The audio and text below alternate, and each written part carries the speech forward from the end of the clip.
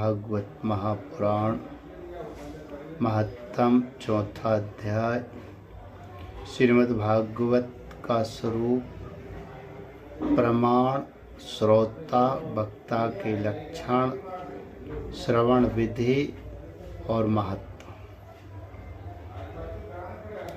शौनकादि ऋषियों ने कहा, सूत जी, आपने हम लोगों को बहुत अच्छी बात बताई।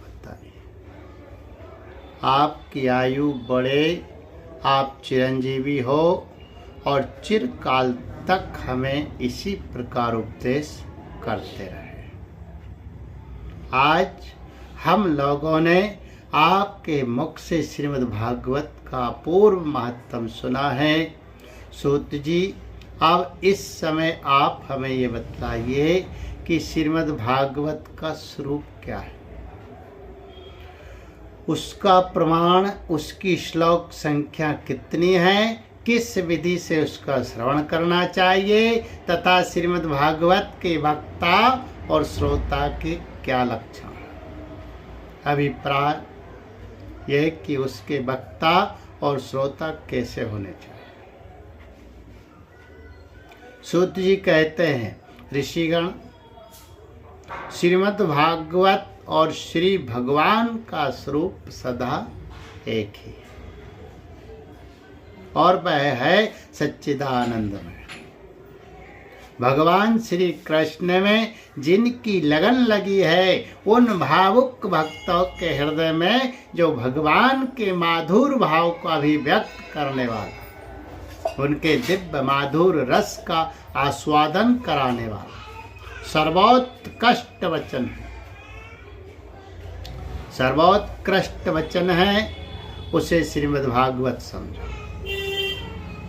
जो वाक्य, ज्ञान, विज्ञान, भक्ति एवं इनके अंगभूत साधन चतुष्टय को प्रकाशित करने वाला तथा जो माया का मर्दन करने में समर्थ है, उसे भी तुम श्रीमद् भागवत समझो।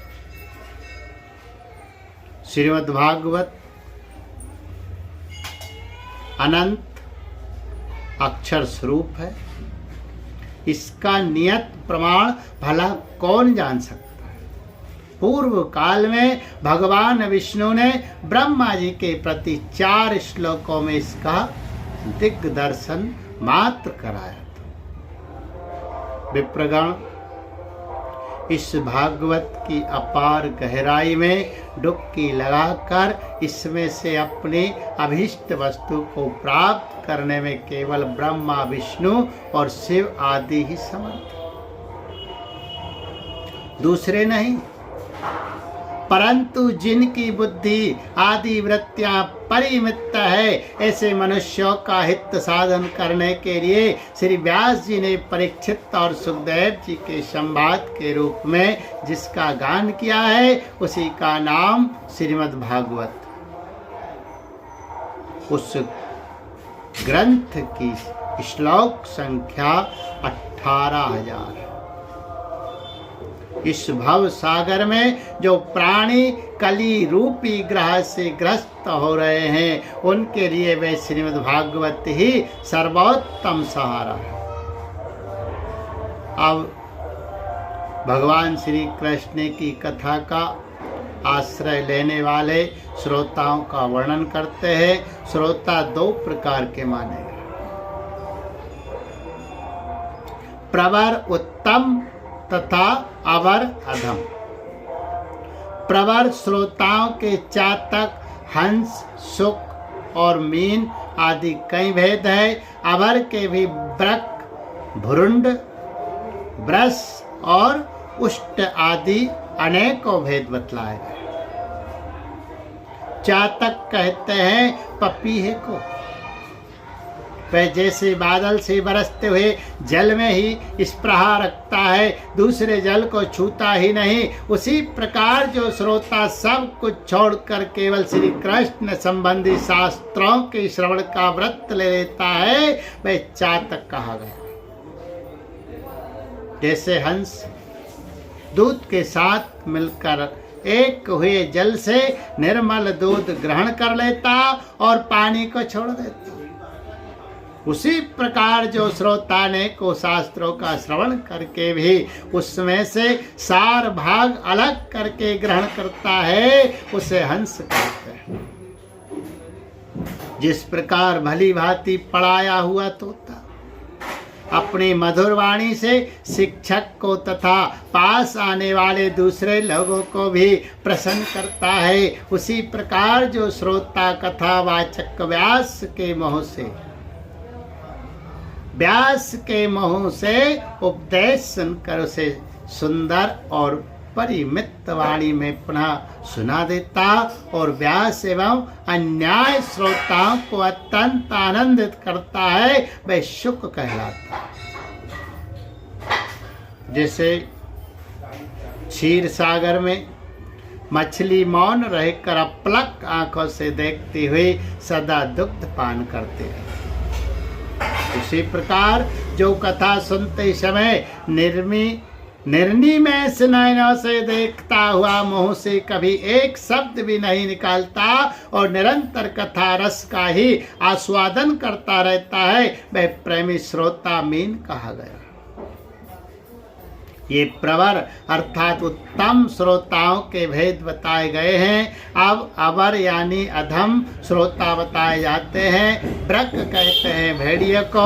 जैसे भेड़िया वन के भीतर भेड़ों की मीठी आवाज सुनने में लगे हुए मृगों को डराने वाली भयानक गर्जना करता है, वैसे ही जो मूर्ख कथा श्रवण के समय रसिक श्रोताओं को दिग्न करता हुआ बीच बीच में जोर जोर से बोल उठता है, वह ब्रक कहलाता है। हिमालय के शिखर पर एक भुरुंड जाति का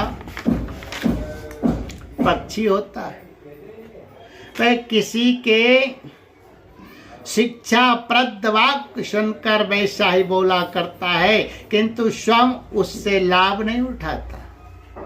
इसी प्रकार जो उपदेश की बात सुनकर उसे दूसरों को तो सिखाए पर स्वयं आचरण में न लाए, ऐसे श्रोता को भ्रुंड कहते हैं। प्रस कहते हैं बैल को। उसके सामने मीठे मीठे अंगूर हो या लकड़ी खली, दोनों अंगूर हो या कड़वी खली, दोनों को वह एक साई मानकर खाता है। उसी प्रकार जो सुनी हुई सभी बातें ग्रहण करता है, पर सार और असार वस्तु का विचार करने में उसकी बुद्धि अंधी असमर्थ होती है, ऐसा श्रोता ब्रस कहलाता है। जिस प्रकार ऊंट माधुर्य गुण से युक्त आम को भी छोड़कर केवल नीम की ही पत्ती चबाता है, उसी प्रकार जो भगवान की मधुर कथा को छोड़कर उसके विपरीत संसारी बातों में रमता रहता है, उसे ऊंट कहते हैं। ये कुछ थोड़े से भेद नहीं बताए गए, इनके अतिरिक्त भी प्रवर अवर दोनों प्रकार के श्रोताओं के भ्रमर और गद्दा आदि बहुत से भेद है। इन सब भेदों को उन श्रोताओं के स्वाभाविक आचार व्यवहारों से परखना चाहिए, जो वक्ता के सामने उन्हें विधिवत प्रणाम करके बैठे और अन्य संसारी बातों को छोड़कर केवल श्री भगवान की लीला कथाओं को ही सुनने की इच्छा रखे। समझने में अत्यंत कुशल हो, नम्र हो, हाथ जोड़े रहे, शिष्य भाव से उपदेश ग्रहण करे और भीतर श्रद्धा तथा विश्वास रखे। इसके सिवाय जो कुछ सुने उसका बराबर चिंतन करता रहे। जो बात समझ में ना आए पूछे और पवित्र भाव से रहे तथा श्री कृष्ण के भक्तों पर सदा ही प्रेम रखता हो, ऐसे ही श्रोता को वक्ता लोग उत्तम श्रोता कहते हैं। अब वक्ता के लक्षण बतलाते हैं। जिसका मन सदा भगवान में लगा रहे, जिसे किसी भी वस्तु की अपेक्षा ना हो, जो सबका सुहृदय और दीनों पर दया करने वाला हो तथा अनेकों युक्तियों से तत्व का बोध करा देने में चतुर हो, उसी वक्ता का मुनि लोग भी सम्मान करते हैं। विप्रगण, अब मैं भारतवर्ष की भूमि पर श्रीमद् भागवत कथा का सेवन करने के लिए जो आवश्यक विधि है उसे बतलाता हूँ, आप सुने। इस विधि के पालन से श्रोता की शुभ परंपरा का विस्तार होता है। श्रीमद् भागवत का सेवन 4 प्रकार का है, सात्विक, राजस, तामस और निर्गुण, जिसमें यज्ञ की भांति तैयारी की गई हो, बहुत सी पूजा सामग्रियों के कारण जो अत्यंत शोभा संपन्न दिखाई दे रहा हो और बड़े ही परिश्रम से बहुत उतावली के साथ 7 दिनों में ही जिसकी समाप्ति की जाए, वह प्रसन्नता पूर्वक किया हुआ श्रीमद् भागवत का सेवन राजस है। 1 या 2 महीने में धीरे धीरे कथा के रस का आस्वादन करते हुए बिना परिश्रम के जो श्रवण होता है, वह पूर्ण आनंद को बढ़ाने वाला सात्विकी सेवन कहलाता है। तामस सेवन वह है जो कभी भूल से छोड़ दिया जाए और याद आने पर फिर आरंभ कर दिया जाए। इस प्रकार 1 वर्ष तक आलस और अश्रद्धा के साथ चलाया जाए, यह तामस सेवन भी ना करने की अपेक्षा अच्छा और सुख ही देने वाला है। जब वर्ष, महीना और दिनों के नियम का आग्रह छोड़कर सदा ही प्रेम और भक्ति के साथ श्रवण किया जाए, तब वह सेवन निर्गुण माना गया है। राजा परीक्षित और सुखदेव जी के संवाद में भी जो भागवत का सेवन हुआ था, वे निर्गुण ही बताया गया है। उसमें जो 7 दिनों की बात आती है, वे राजा की आयु के बचे हुए दिनों की संख्या के अनुसार है, सप्ताह कथा का नियम करने के लिए नहीं। भारतवर्ष के अतिरिक्त अन्य स्थानों में भी त्रिगुण, सात्विक, राजस और तामस अथवा निर्गुण सेवन अपनी रुचि के अनुसार करना चाहिए। तात्पर्य यह है कि जिस किसी प्रकार भी हो सके श्रीमद् भागवत का सेवन, उसका श्रवण करना ही चाहिए।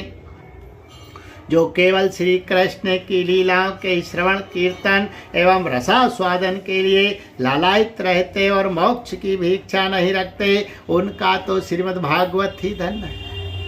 तथा जो संसार के दुखों से घबराकर अपनी मुक्ति चाहते हैं, उनके लिए भी यही इस भव रोग की औषधि है।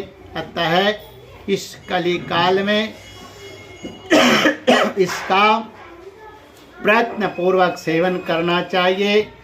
इनके अतिरिक्त जो लोग विषयों में ही रमण करने वाले हैं, सांसारिक सुखों की ही जिन्हें सदा चाह रहती है, उनके लिए भी अब इस कलियुग में सामर्थ्य, धन और विधि विधान का ज्ञान न होने के कारण कर्म मार्ग, यज्ञ आदि से मिलने वाली सिद्धि अत्यंत दुर्लभ हो गई है।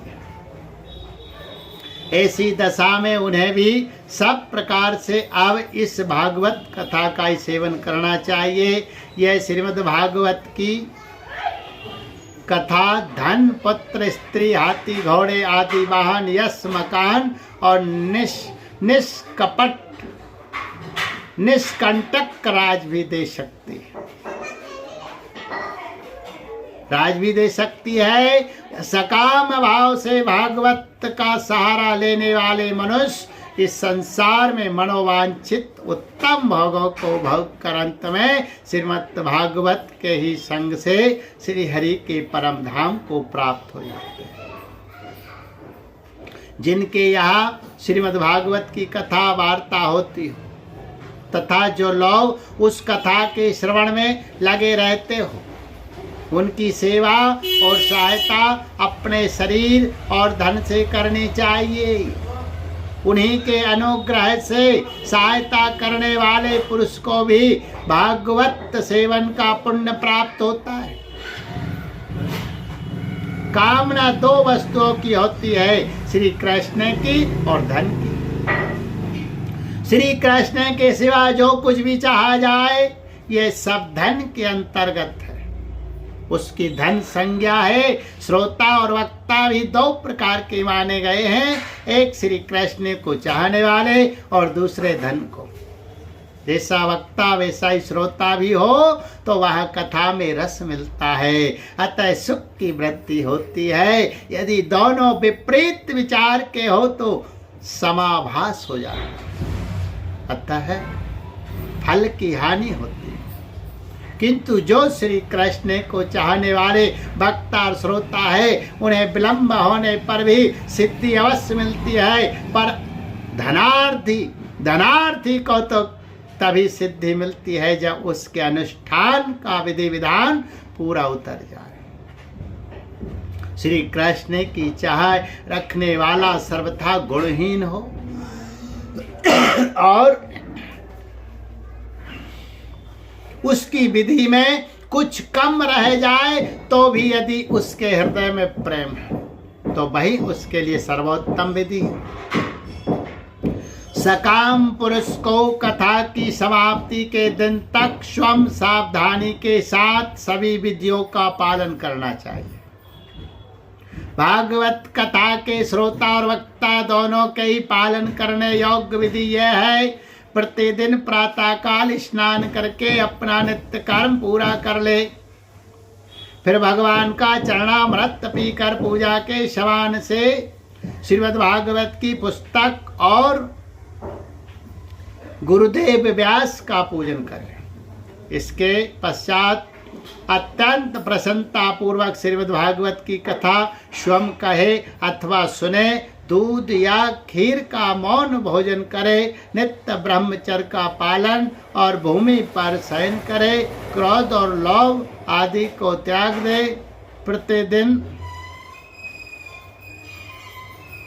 प्रतिदिन कथा के अंत में कीर्तन करे और कथा समाप्ति के दिन रात्रि में जागरण करे। समाप्ति होने पर ब्राह्मण को भोजन कराकर उन्हें दक्षिणा से संतुष्ट करे। कथावाचक गुरु को वस्त्र आभूषण आदि देकर गो भी अर्पण करे। इस प्रकार विधि विधान पूर्ण होने करने पर मनुष्य को स्त्री, घर, पुत्र, राज और धन आदि जो जो उसे अभिष्ट होता